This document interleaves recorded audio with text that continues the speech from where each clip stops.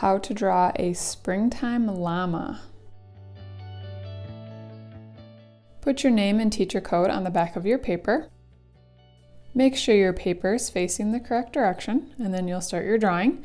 About 2 fingers from the edge, you'll start making kind of a wobbly line to make sort of a wobbly tall rainbow. About a hand's amount of space from the top of the paper, you're going to stop and then start your curve all the way back down to make your tall, skinny rainbow. Should be about 2 or 3 fingers from that edge as well.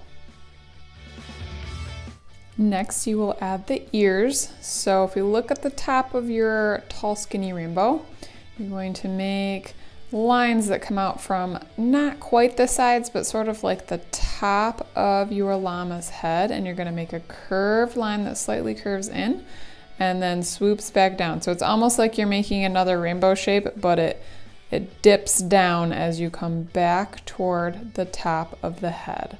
So curved line, slightly curved, swoop around like you're making a rainbow, and then dip back in as you come back to connect your line to the top of the head. Now we're going to add the eyes. So the eyes are probably 3 fingers or so from the top of the head. You're going to make a kind of a smiley shape, and then you're going to add another smiley shape that's probably 2 or 3 fingers away from the other one to space out your eyes. And then you're going to add the kind of snout or the nose. So we're going to make a circle that is just below the eyes. Do your best on your circle. Your circle should probably fit 3 or 4 fingers inside of it, so it's not too tiny. Erase and try again if it's too small. And now we're going to add a little bit of texture for kind of the chin of your llama. So that's not the face yet.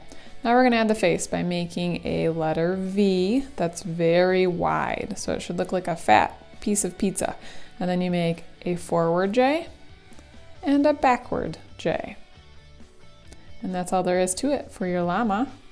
Now it's up to you to add any extra details and fill up your background however you choose. I'm going to add flowers and hearts to mine, but you could do colors or any shapes of your choice. And you get to decide also how you add color to it. So first you'll outline with a black marker on your pencil lines, and then you can use markers or crayons to color in your background or even your llama if you choose.